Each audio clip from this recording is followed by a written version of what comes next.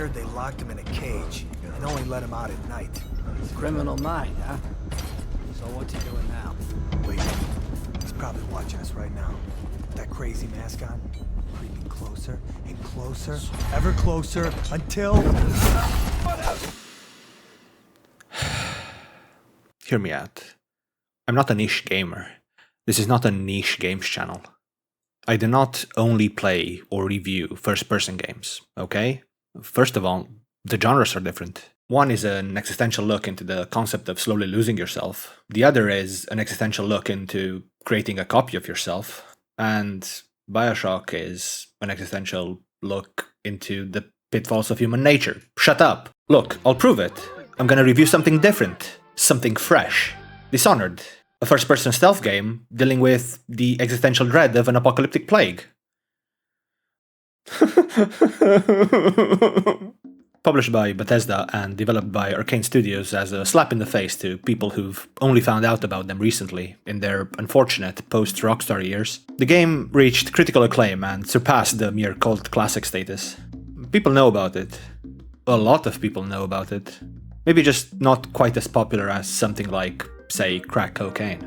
Dishonored is a fitting ancestor to the hairy dad game genre, fighting for recognition in a pretty heavy first-person and stealth games year, and just a good year for video games in general. Oh god. 2012 was quite the year, wasn't it? Let's dig in. Our playground is set in a sort of neo-Victorian era. Most of the things you see around, like clothes, the streets, and the buildings, are what you'd expect from a game set in the 1830s. But then maybe there's also some unusual things. I don't remember them having a wall of lightning back in those days, and Tesla coils were a new thing in fictional 1970. Yeah, Neo is maybe underselling it a bit. These people had some serious steampunk technology. But it isn't steampunk, really, is it? Steampunk is when you use boiling water to power fictional tools, but in Dishonored we have good old classic petroleum, harvested from these underwater monstrosities. Whale oil, as it's named in the game, is the source of a vast majority of the power in the Dishonored universe, and not even the peak of natural philosophers has learned how it really works. It just kind of does. The whales that this is harvested from are extremely dangerous beasts that require a serious ship with a very skilled crew to take down. So it's still grounded in reality, Dishonored, with some believable fictional technology so far and an even more believable plague problem. Yes, we're thrown into this universe at its worst. The streets are littered with dead bodies and rats. You can see the guards disposing of them all over the place because they just don't fit in the graveyards anymore. This is also held up by the amazing art direction and assets. Even the nice-looking places, meant to be a contrast from the decrowded streets filled with beggars and weepers, are decaying. The characters also fit the tone in every way. They all look dirty and malnourished and at least 20 years older than they are. Now that she's really going and I'm turning 18, he's terrified. It's all exaggerated, like you're trapped in a weird expressionist painting. The city and its people are all falling apart, especially in the quarantined areas where the infrastructure itself is literally falling apart. But that doesn't stop Dishonored from being created in the right way. The city is built to look and function like a real city first, and then they figured out the way in which you'd navigate it.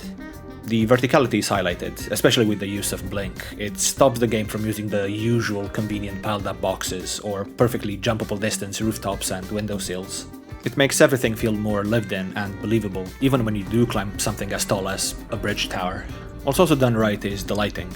Where most stealth games use all sorts of conveniences to have the lights shut off even when people are running around doing errands and guards needed for patrol routes. In Dishonored, it all makes sense.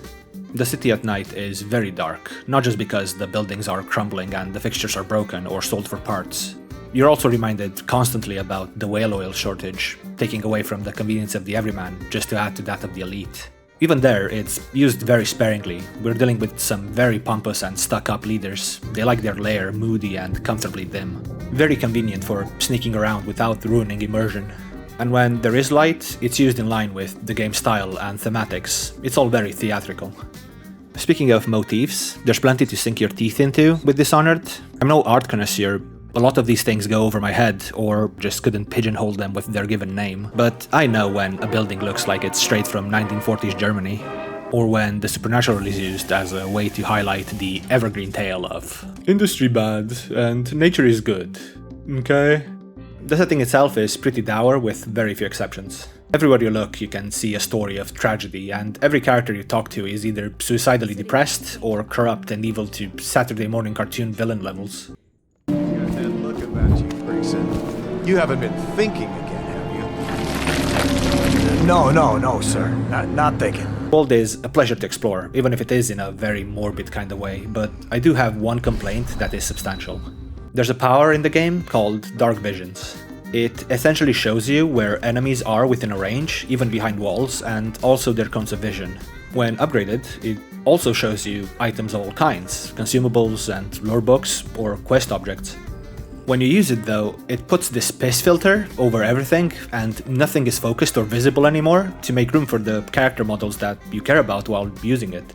The problem is that it's so strong and effective, especially in a full stealth playthrough, that you pretty much have to use it.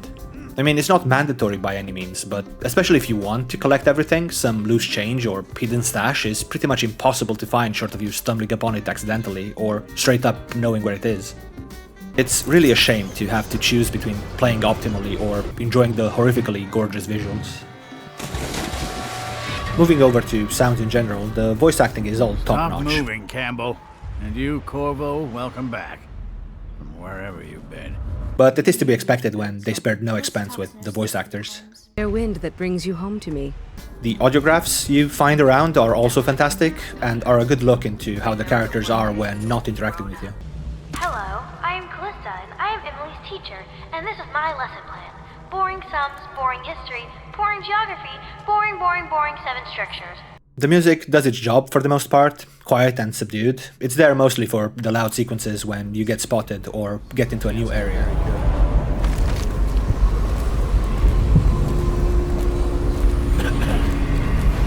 Once they were brought here, they never leave.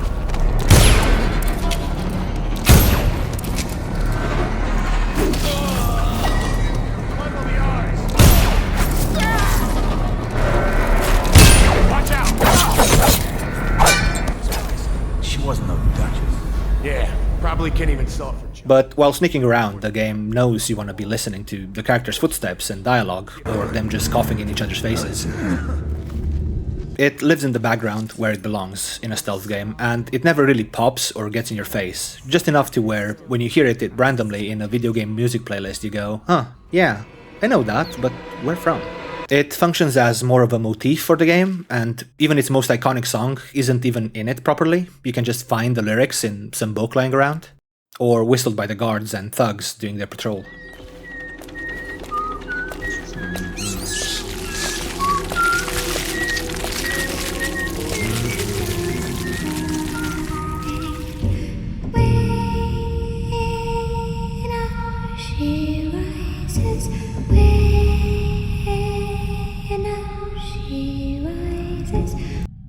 The only song that I felt didn't fit at all was the ending theme. But again, this is subjective, and it's not bad by any means, it just felt like it didn't belong with the setting or era of the game. We live for today, but we die for the next.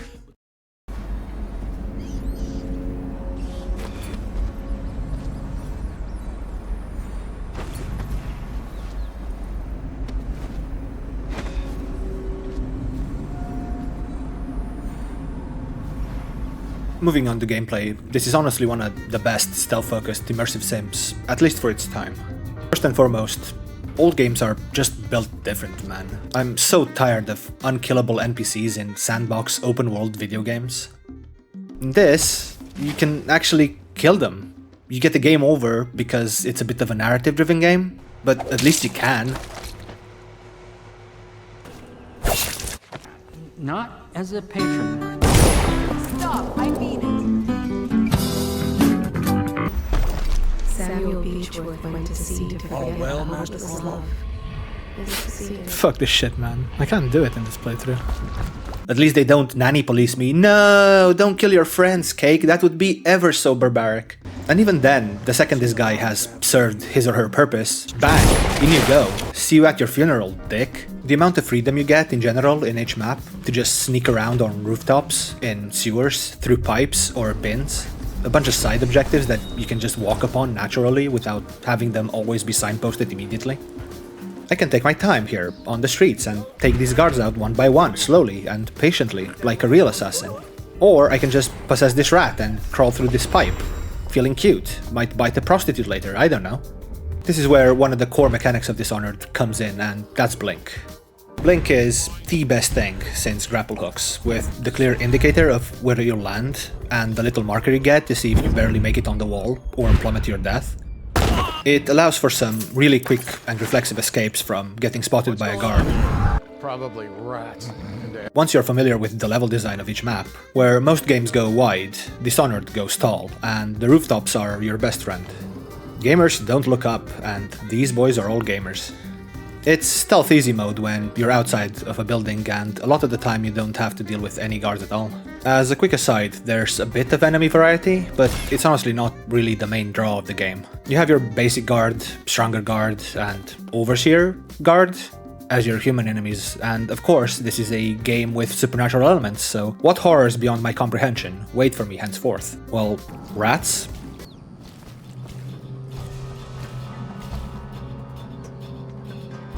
And water rats, but they eat really fast. They're zombies, but we call them weepers because they also act as a horror sound intermission.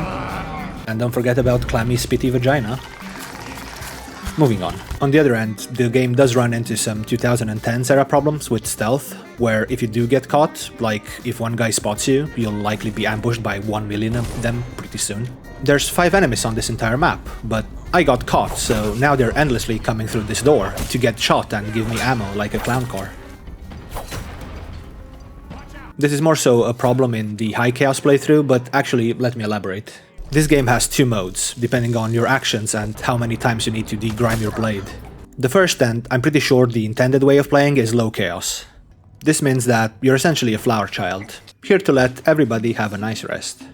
This is by all intents and purposes the stealth playthrough and is largely associated with these optional goals of Ghost and Clean Hands. That means that nobody should ever see you, lest you incur the wrath of the Clown Car Fairy. Not again, and no murdering, because murdering is wrong. For now. You're essentially playing a more fluid version of Hitman, watching guards patrol routes, waiting for someone to be alone and in a lonely spot, exploring to find a plethora of ways in which to neutralize your target, and of course those sweet side objectives. This is also the best time to explore the game. There's all sorts of things to be found, like money for a bootleg thief minigame that you can then use for upgrades at Piero's. Books, both in-world fiction and character journals, audio logs, paintings, and a whole bunch of background storytelling. Other goodies that you can find involve the supernatural element of this game, and they are runes and bone charms. Runes let you unlock and upgrade your outsider powers, while bone charms are passive perks that tweak your playstyle, and you can equip up to 10 of those. Some are useful, some are convenient, and some are just fun nonsense. You can find these on essentially every one of the maps by using this Heart of a Living thing. You can talk to it and find out all sorts of information about itself, the world, the specific area you're currently in, or even certain characters' deepest, darkest secrets. Ooh. He has spied upon Callista as she bathes, more than once. I know it looks... I was inventing a new kind of lock. Going back to stealth, it's way less methodical than something like Hitman, but in the best way possible. Blinking in next to an enemy, grabbing him for the choke, and then blinking out just as another guard starts spotting you, followed by the always classic, Probably rats. it's way more fast-paced and flashy. Of course, you also have the boring options like break a glass as a distraction, possess them and take them in a solitary room by themselves, or just stop time itself in a sort of censored kids version of a high noon bullet time fanning scenario.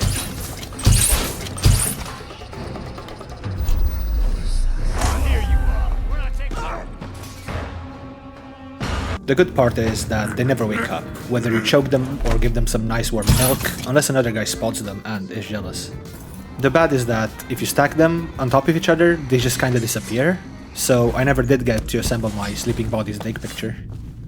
If you are going full flower power, there's also non-lethal routes for every one of the targets that you can find by exploring the map, and they're usually worth it, if not just for the extra lore that's always present, then for the fact that some of these fates are worse than death. On the complete opposite end of the spectrum, you have the high chaos playthrough, and it's pretty well advertised by its name. This implies you doing all of the naughty stuff, like poisoning a distillery's water supply to add the plague to their bootleg treatment elixirs. I mean, they're selling those to the innocent people on the streets as well, but they deserve it for not buying from the proper retailers. Fucking freeloaders. Or killing this nice couple just because the woman might be a witch. Can never be too sure now, can we? Speaking of killing, in this playthrough, that's the name of the game, baby. This is where we have our fun. Choking a dude out? That takes a good 3 seconds, and then you have to carry him to safety. But killing? Killing is fast, boy. You can have 10 guys mega dead by the time your time stops. You get so many tools to terminate your fellow man, it's insane. This guy had the gall to take a break on the rail. What if I Fusroda him back into oblivion? How about this other guy, minding his own business, being alive and shit? Unacceptable. Be devoured by rats, you rude bastard. You can get extremely creative with it, and it never gets boring because there's always something else that you can do to mix it up a bit. One minor complaint here would be that you get way more tools for killing people than for being stealthy. All you really get for stealth is better blink, time stop, and dark visions, which you know how I feel about. But it is minor because it kind of plays into the other 2010's favorite gimmick, the morality system. Obviously there'd be one when we're dealing with the option to kill or not, but here they almost get it fully right. There's tons of changes and interactions based on your chaos rating, and they're all fully immersive and make sense within the context. If you're going all out, killing guys left and right and causing havoc, there's consequences for that. More bodies that they have to dump in the streets. That's more food for the rats, so now there's more of them. And with the rats comes the plague, so obviously there's gonna be more weepers as well. It all ties together really nicely. It also affects how the people around you perceive you and your actions and the dialogue you can share with them. You're a crazed murderer. If you were to just leave everybody sleeping in a nice rat-free room and was never seen, the leaders feel no reason to deploy more guards to protect them. But if everyone's dead, then you might just see more tall boys roaming around, or some of the targets bunkering themselves up in their tallest available tower, cowering in fear. It truly is well thought out and put together, even if I did remember there being way faster consequences to your actions than where they actually do start.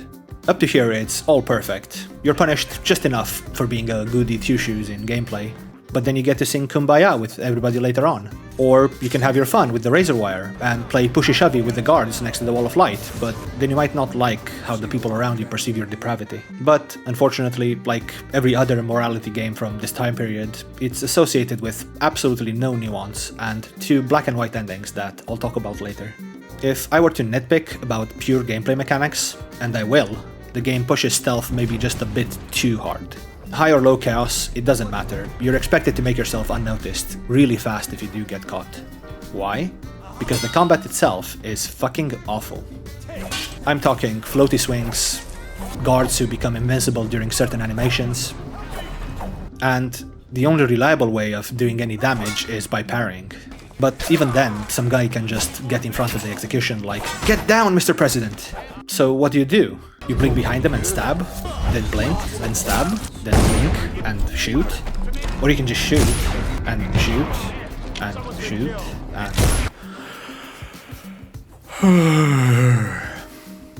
Yeah, just don't get caught. Ever. This is also, for the most part, aside from the sight cone range of enemies, the only other time where you get affected by the difficulty. You get 4 of them, and in a typical lazy fashion, most of what they do is increase health and damage. I get it, it's a stealth game. Just stealth. You blink, you choke, you one-shot one-aware guys, even on very hard difficulty. Fine. But if you're going to have combat in the game, make it good, or at least make it functional. Make it punishing if you want. Hell, make it impossibly hard if that's what keeps people sneaking, but don't make it floaty. Don't have the guards just phase through my sword like I lost a D20 with a 1. I mean, even in Silent Hill 2, a survival horror game where combat should be the last resort, you can still hit things. It's slow, it's clunky. James looks like he's never hit a gym in his life, but at least the plank doesn't clip through the fucking enemies as they chew my face off.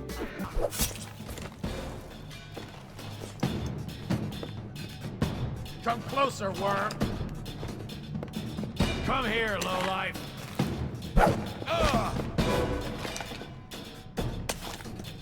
Think you're smarter than me? Come here! Think you're smarter than me? You play as Geralt of Rivia, dashing King's bodyguard and friend. As you return from a duty that he reluctantly sent you on during a crisis, you both get attacked by an assassin-looking guy who stabs him in cold. Wait a second. sorry.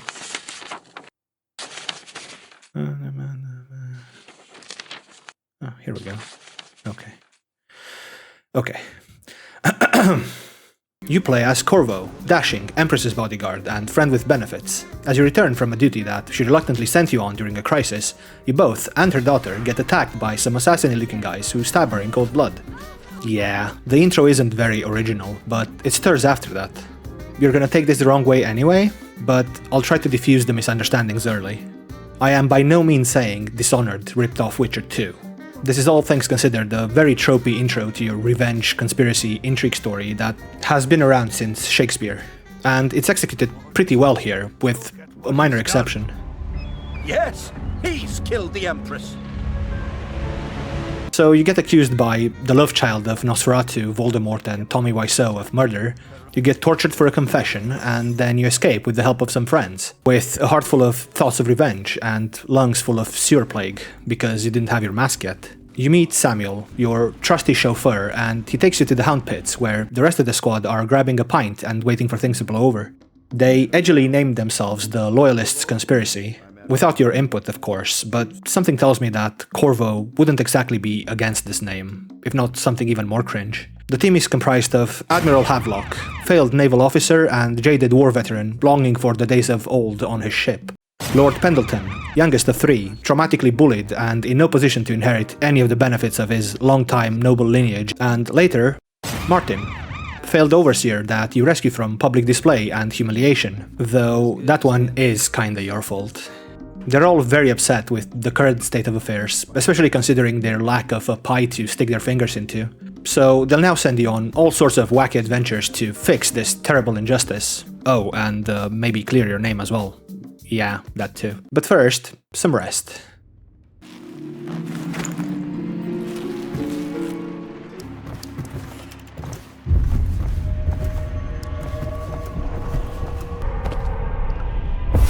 Hello, Corvo. Your life has taken a turn, has it not? So, turns out that God wants in on the whole scheme and gives you the coolest thing ever to be put in a video game. A hand tattoo, Blink, yeah. You get to play around with it a bit, while also getting some feedback on what the hell happened with Dunwall and Emily while you were in prison. Huh, guess I can't save her. He also offers you this heart of a living thing that sounds suspiciously like the Empress herself. Strange, but I wouldn't think too much about it. You wake up and go for your first mission briefing, along with optionally meeting some of the other residents of the Hound Pits, all with interesting takes on the situation. One such lad is Piero, genius pervert and natural scientist, of course, reduced to a mere handyman, making you the occasional pointy stick and soft toe beans. From here, the story itself gets linear and straightforward up to a point, only slightly getting influenced by whether you go on a murder spree or not. Your missions are always to kill or otherwise neutralize one of the current leaders of the new Dunwall regime, with some other miscellaneous tasks on the side, like being tricked into dueling on Pendleton's behalf or saving Callista's uncle from falling prey to the High Overseer's corruption. But these are always optional, and they all have consequences in one way or another.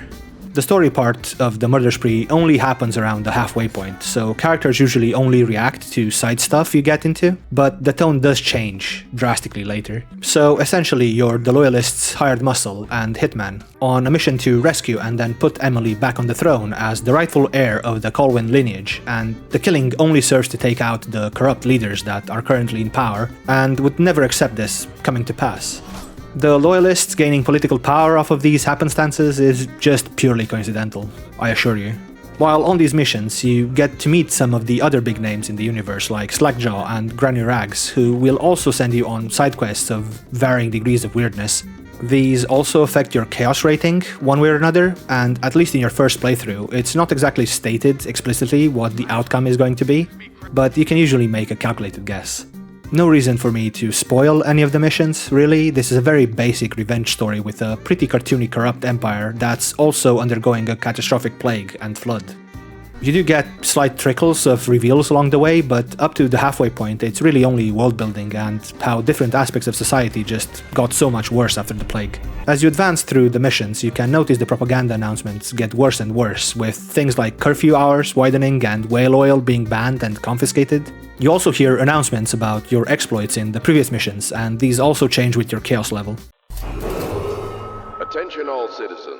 Curfew extends from sundown to sunrise unless you are otherwise authorized. If you happen to find the Outsider's altars along the way, he'll also give you a rune at the cost of judging you for your actions. To such interesting places, Corvo. With all that being said, where shit really hits the fan is after the last assassination mission, where the game takes a bit of a turn and where the chaos rating finally kicks in fully. So if you don't want to hear any of that, then I'll see you here for some DLC discussions and conclusions. So up till now, not much changes with the story itself based on how many people you kill.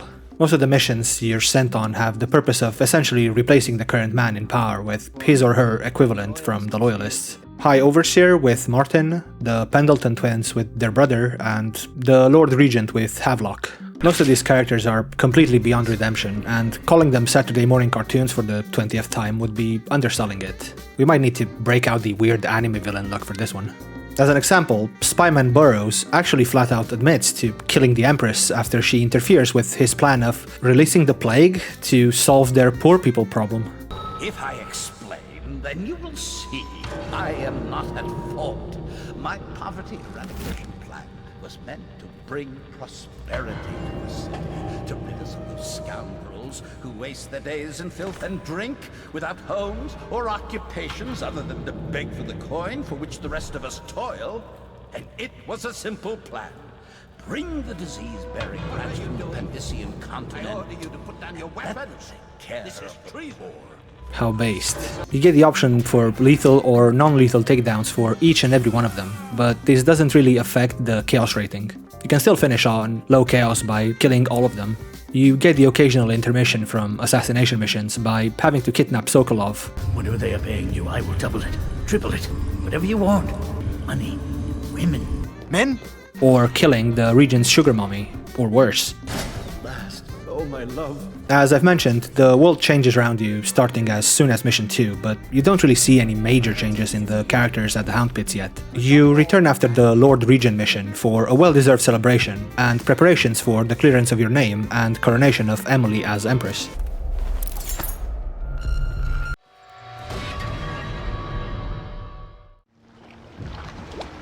I always said I'd stop drinking.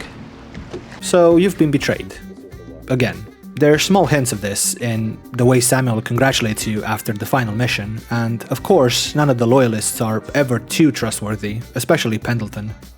But to be fair, it's one of the more subtle twists of the game. Havelock and Martin keep the charade up even as you're already being affected by the poison. One small problem that I have with this is that apparently Samuel is the one to have poisoned you, but there's really no indication of that ever happening. Would have been way more realistic and believable if it were the drink they gave you that you didn't even see get prepared. So here is where the shit hits the fan and the characters start changing. Samuel is one of the more saddening switches. Always loyal, he still has respect and sticks out his neck for you in high chaos by only giving you half of the poison. But some of the shit he says afterwards, Jesus Christ, man. And you, Corvo, the things you've done, you could be the worst of us. The rest kind of just wear their power fantasy on their sleeves a bit more for now, acting more scared about what you're gonna do to them personally than being paranoid of the information you know. You wake up in the flooded district where Dowd throws your stuff down a shaft and then plans on getting your bounty alive while keeping you hostage in a pit with rotten wood as gate. So obviously you escape, take down Dowd's men and himself, but not before getting a glimpse into what kind of person Dowd really was. Now there's no need. You've been taken down by the same apparatus that gave you life to begin with. Laws and courtrooms and the mighty swell of public outrage. Good riddance to you, sir. So many schemes you had, and so many contracts. How many people did I kill for you? None like the last. None like her. I'd give back all the coin if I could. No one You can also choose whether to kill him or not. God, it's not the most open game in existence, Dishonored, but the amount of choices you get to make yourself, it's such a shame that so few other games put in the work to give players such freedom. Even your stuff, it's not just in a box outside of your hole, like in pretty much every other game with this situation. You have to go out of your way to get them back, or you just don't have them anymore for the rest of the game. After some more adventures, you return to the Hound Pits, experiencing some more of the consequences of your actions. You get some information on Emily and the Loyalists' location, and then you prepare for the final confrontation. King Sparrow's Island Lighthouse is the place most affected by your chaos rating by far. In high chaos, everybody is crazed and paranoid, fighting each other for power. When you do finally find Havelock and Emily, he's already given up on life, knew that you were coming to get your revenge once again, and decided to try and hurt you in the only way he had left. In low chaos, however, everything is more serene. You find Havelock monologuing about his choices and lack of planning, the rest of the Loyalists poisoned out of paranoia. Troubled, he stirs between wanting to be remembered as a powerful man with fingerprints on all sorts of important events, but also knowing that you're coming for him, and that probably none of that will ever happen. He's not even interested in fighting you when you do confront him, knowing that his sins could never be forgiven, even if he did win in the end. Now, as for the endings, while they are interesting in a very specific way, they also suffer from something that I've mentioned earlier, an extreme lack of nuance. These endings aren't really about you as much as they are about Emily. Empress's daughter, an extremely clever and inquisitive child, she always knew a lot more than she was showing.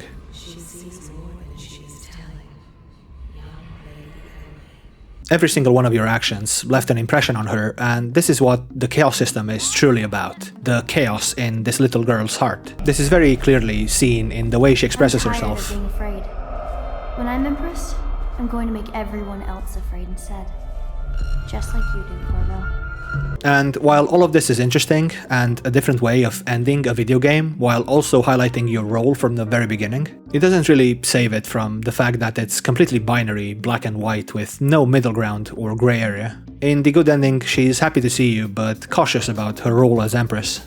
She does all the right things and saves all the people and flowers and teddy bears and blah blah blah. While in the bad ending, she takes the role of Empress confidently and everything just goes to shit. There's also a small variation on the bad ending, where you don't manage to catch Emily fast enough, where she ends up dying and everything is just slightly worse. The dichotomy between Gandhi and Gandhi in Civ 5 lacks subtlety and is way too obvious. There's so many choices that you can make throughout the game, and to be fair, some of them are highlighted with the ending slides, kinda like in New Vegas. But the major outcome stays the same, depending on whether you're below or over that 50% mark by even 1%. None of this is a deal breaker though, and plenty of games from that period, and even more recently, are extremely good, but still fall victim to such a system. I just kinda wished there was a middle ground in there somewhere. When she's alone, Lydia plays the harpsichord. She's one of the finest musicians in the city.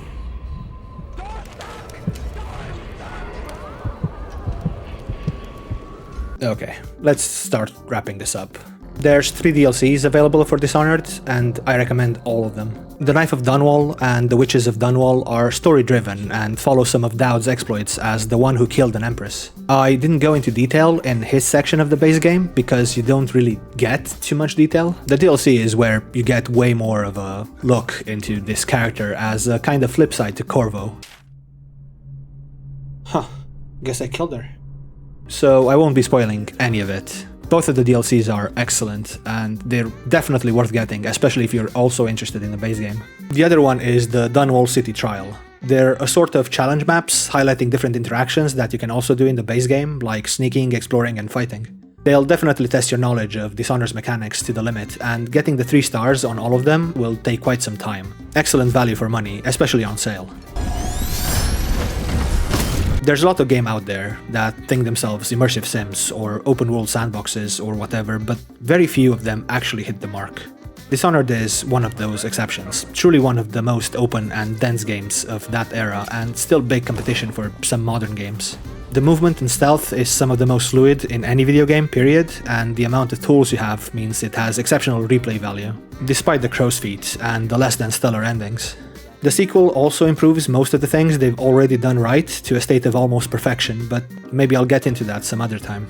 Next time, I'll see how long I can hold my breath while Russian gopniks try to chop my head off for ammo. And with that, I'll see you next time.